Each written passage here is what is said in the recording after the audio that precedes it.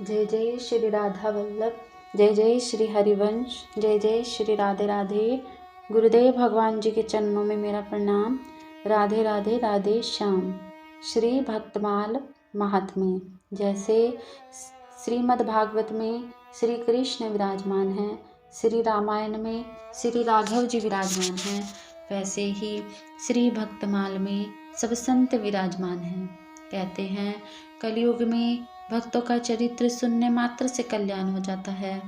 तो चलिए अब हम सुनते हैं सुंदर कथा श्री भक्तमाल श्री नरहरि सोनार जी। हमारे परदाता पूज्यपाद स्वामी श्री पूर्णानंद सरस्वती, भक्ता उमा देवी जी, श्री प्रहलाद बाबा, संत महीपति जी के कृपा प्रसाद से प्रस्तुत भाव कृपा अपने नाम से प्रकाशित ना करें। नरहरि सोनार नामक महान विठुल भक्त का जन्म भुवे कुंट श्री पंढरपुर धाम में हुआ था। कुछ संतों का मत है कि इनका जन्म श्रावण मास शुक्ल पक्ष त्रयोदशी को अनुराधा नक्षत्र में प्रातःकाल हुआ था। पंढरपुर में भगवान श्री कृष्ण के साथ साथ शिवोपासना भी प्राचीन काल से चली आ रही है। नरहरि सोनार के घर भगवान शिव की उपासना परंपरा से चली आ रही थी। उनके पिता महान शिव भक्त थे। रोज शिवलिंग पर को अभिषेक करके बिल्व पत्र अर्पण करने के बाद ही वे काम पर जाते। चिदानंद रूप शिवोहम यह उनकी शिव उपासना की भावना थी और भगवान शिव की कृपा से ही उनके घर नरहरि का जन्म हुआ था। राधे राधे। समय आने पर नरहरि का जनेऊ संस्कार हुआ। मल्लिकार्जुन मंदिर में जाकर भगवान की पूजा करने में एवं स्तोत्र पाठ करने में उन्हें बहुत आनंद आता था। बाल्यकाल में उन्हें अनेक शिव स्तोत्र कंठस्थ थे और पुराणों की कथाएं भी नरहरि जी बड़े आनंद से श्रवण करते, परंतु पुराणों में उन्हें केवल भगवान शिव की लीलाएं ही प्रिय लगती थी। धीरे धीरे इनकी शिव उपासना बढ़ गई, परंतु नरहरि जी केवल भगवान शिव को ही मानते थे। श्री कृष्ण के दर्शन के लिए कभी न जाते।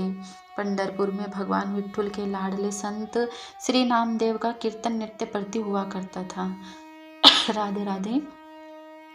सब गांववासी आया करते पर नरहरि जी कभी न आते। कारण केवल इतना ही था कि संत नामदेव श्री कृष्ण के भक्त थे। कुछ काल बीतने पर नरहरि के माता पिता ने सोचा कि इनका विवाह करा दिया जाए। एक दिन मल्लिकार्जुन भगवान के मंदिर से निकलते नरहरि माता पिता को दिखाई दिए। माता पिता ने उन्हें बुलाया और कहा कि नरहरि, हम दोनों की एक इच्छा है। नरहरि ने कहा, आपकी इच्छा पूर्ण करने के लिए मैं क्या करूं, आप बताएं। माता पिता ने कहा कि तुम विवाह कर लो। नरहरि थोड़े परेशान हुए, परंतु उन्हें याद आ गया कि माता पिता अब वृद्ध हो रहे हैं, माता से अब घर के काम नहीं हो पाते।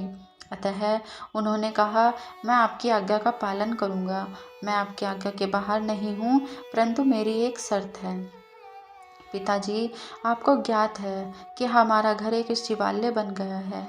मेरी यही शर्त है कि मेरी पत्नी संसार करते समय मेरी शिव भक्ति में बाधक न बने। पिताजी ने कहा, ठीक है, हम ऐसी ही भक्त कन्या तुम्हारे लिए देखेंगे। शिव भक्ति यही हमारा अमूल्य धन है। यह जिस कन्या को मान्य होगा वही कन्या बहू के रूप में हम भी देखना चाहते हैं। कुछ ही दिनों में गंगा नाम की एक सरल हृदय भक्ता से नरहरि जी का विवाह हो गया। विवाह के बाद नरहरि पर घर का परंपरा से चलता आ रहा सोने का व्यवसाय सौंपकर पिता अपने अधिक समय भगवान की भक्ति और नाम स्मरण में ही व्यतीत करते। नरहरि और उनकी पत्नी ये दोनों सुख से भगवान की सेवा करते। नरहरि नित्य प्रातः काल स्नान करके शिवालय में जाकर दर्शन करते। तब तक पत्नी पूजा की तैयारी करके रख दिया करती। वे कभी नरहरि की भक्ति में बाधक न बनी। नरहरि सतत शिवाय नाम का उच्चारण करते रहते। इनके सेवा पूजा से प्रभावित होकर बहुत से लोग इनकी ओर आकृष्ट हो गए थे। पंढरपुर में इनका बहुत नाम हो गया। राधे राधे। नरहरि लोगों से कहते, हम सोनार हैं। शिव नाम का सोना चुराने का हमारा पीढ़ियों से चलता आ रहा धंधा है। इस नाम के सामने जगत का सब वैभव फीका लगता है। समय के साथ नरहरि के माता पिता वृद्ध और विकलांग हो चुके थे। श्री शिव नाम स्मरण करते करते माता पिता ने पंढरपुर के पास कोराटी नामक स्थान में देह त्याग किया। नरहरि कभी भगवान विठ्ठल के मंदिर नहीं जाते थे। वे सबको कहते कि अन्य देवता भ्रम हैं। यदि राम परमात्मा होते तो उन्हें शिव जी को शरण जाने की क्या जरूरत थी? क्या आवश्यकता पड़ गई? भक्त पुंडलिक जिनके कारण भगवान विठ्ठल पंढरपुर में विराजमान है, वह भी विठ्ठल भक्ति के पूर्व शिव भक्ति से ही तर गए थे।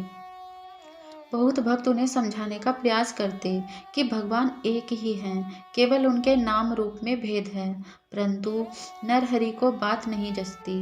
भगवान श्री शिव और श्री कृष्ण एक ही हैं, इस बात का ज्ञान नरहरि को करवाना चाहिए। ऐसा एक दिन भगवान शिव और विठ्ठल के मन में आया।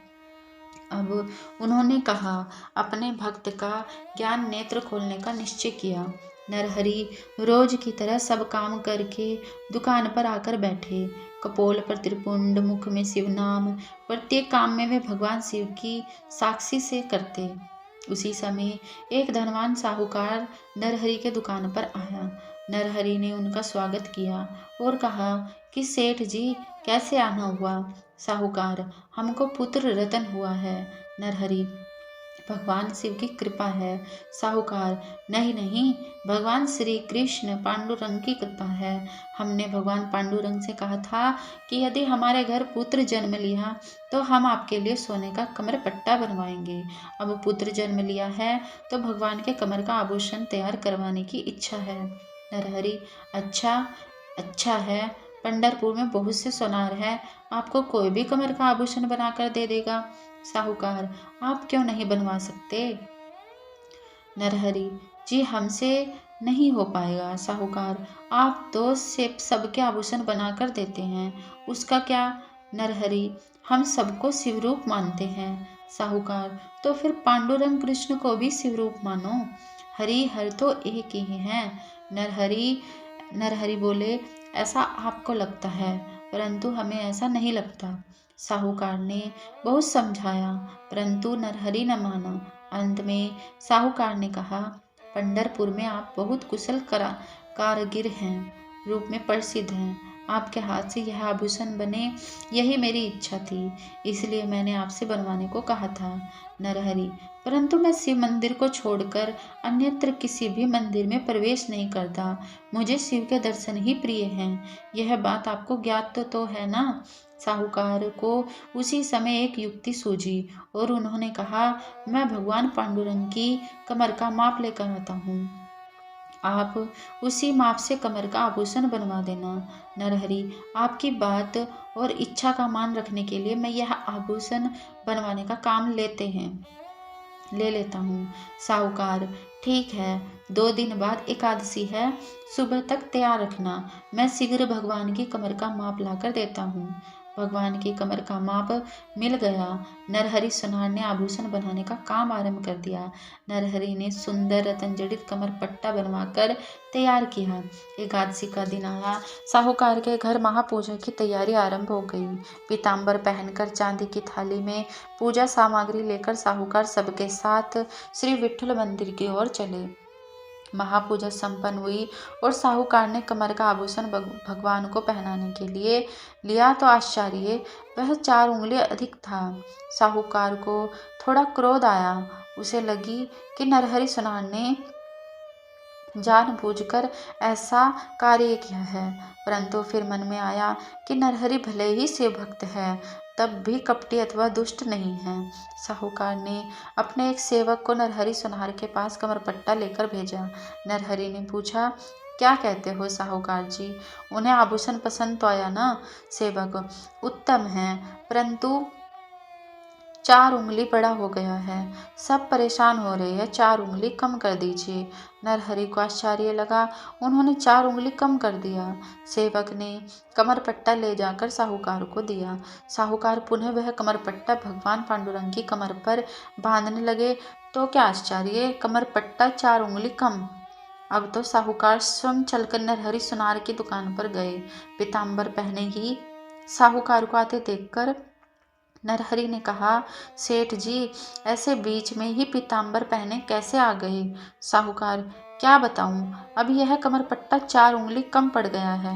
नरहरि, मैं भगवान शिव को साक्षी मानकर कहता हूँ कि मैंने आभूषण दिए गए माप के अनुसार ही बनाया है। साहूकार, मैं भी भगवान पांडुरंग को साक्षी मानकर कहता हूँ कि पहले आभूषण 4 उंगली अधिक और अब 4 उंगली कम हो गया है। देखिए, मुझे लगता है कि आपकी छवि खराब न हो एवं इज्जत बची रहे, अतः आप स्वतः मंदिर में आकर कमरपट्टा ठीक कर दीजिए। यह देखकर नरहरि जी बोले, देखिए सेठ जी, मैं अपने नियम निश्चय अनुसार दूसरे देव का दर्शन नहीं करूँगा। हाँ, आप मेरी आँखों पर पट्टी बांधकर मुझे मंदिर में ले चलिए, मैं कमरपट्टा ठीक कर दूंगा। दोनों व्यक्ति भगवान के मंदिर में पहुंचे और नरहरि सोनार ने माप लेने हेतु अपने हाथ भगवान की कमर पर लगाए। हाथ लगते ही उन्हें कुछ विलक्षण अनुभव हुआ। कमर पर हाथ लगते उन्हें महसूस हुआ कि यह तो व्याघ्र चर्म है। कांपते हाथों से उन्होंने भगवान के अन्य अंगों का स्पर्श किया। आश्चर्य, उन्हें भगवान के एक हाथ में कमंडलू एवं दूसरे हाथ में त्रिशूल का स्पर्श हुआ। उन्हें अपने हाथ गले पर ले जाने पर सर्प का स्पर्श हुआ। नरहरि ने कहा, यह तो विट्ठल नहीं, ये तो साक्षात शिव शंकर लग रहे हैं। अरे रे, मैंने व्यर्थ ही अपनी आंखों पर पट्टी बांध रखी है। मेरे प्राण प्रिय भगवान की मेरे सामने हैं। उन्होंने जल्दी जल्दी में आंखों पर एक की पट्टी हटाई और देखा तो सामने भगवान विट्ठल के दर्शन होने लगे। उन्हें कुछ नहीं समझ आ रहा था। उन्होंने फिर आंखों पर पट्टी लगा ली और कमरपट्टा बांधने लगे, परंतु पुनः उनको व्याघ्र चर्म, कमंडल, त्रिशूल और सर्प का स्पर्श हुआ। आंखों की पट्टी खोलते हैं तो पुनः पांडुरंग विट्ठल के दर्शन और देखते देखते एकाएक उन्हें साक्षात्कार हो गया कि हरिहर तो एक ही हैं। जैसे हम सोने के विविध अलंकार बनाते हैं, उनके विविध नाम हैं, पर वस्तुतः सोना तो एक ही है। नरहरि सोनार ने भगवान विट्ठल के चरण पकड़ लिए। उनका समस्त अहंकार गल गया। एक तत्व का साक्षात्कार हो गया, अद्वैत का अनुभव आ गया। सब आनंदित हुए। आगे उन्हें वैष्णव ग्रंथ ज्ञानेश्वरी, श्रीमद् भागवत, अमृत अनुभव, नामदेव जी और अन्य संतों के कीर्तन में रस आने लगा। उन्हें श्री शिव में श्री विट्ठल और श्री विट्ठल में श्री शिव देखने लगे।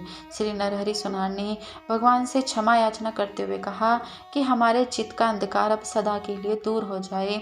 हरिहर एक के समस्त जगत को प्रत्यक्ष दिखाने के लिए भगवान श्री विट्ठल के श्री विग्रह के ऊपर शिवलिंग प्रकट हुआ। अब नरहरि सोनार संत हो गए। जीवन भर नरहरि जी ने श्री विट्ठल, मल्लिकार्जुन और देवी बागेश्वरी, इनकी उपासना एक तत्व भाव से की। राधे राधे। पूजा करते समय एक नवीन आश्चर्य हुआ। देवी नित्य प्रति सेवा तोला सोना प्रकट करने लगी। संत नरहरि जी ने कहा, माता, मैं अब पूर्ण काम होकर निष्कामता पा गया हूँ। राम नाम का सोना लेकर सब व्यवहार चल रहा है। मुझे क्या आवश्यकता है? अब इस सोने की इनके जीवन के बहुत से प्रसंग हैं, परंतु यहाँ इनके जीवन का मुख्य प्रसंग ही लिखा गया है। माघ वद तृतीया सोमवार संत नरहरि ने भगवान श्री मल्लिकार्जुन को प्रणाम किया, अपने परिवार से अंतिम बार भेंट की, अपने परंपरागत निवास स्थान को नमन किया और भगवान श्री विट्ठल के मंदिर में चले गए।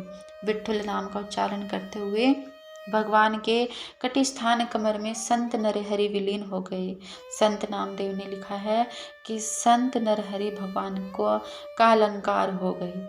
समस्त हर भक्तों की जय। भक्तवत्सल भगवान की जय। भगवान के भक्तों की जय। सभी संतन की जय। हरि भक्तन की जय। जय जय श्री राधे श्याम।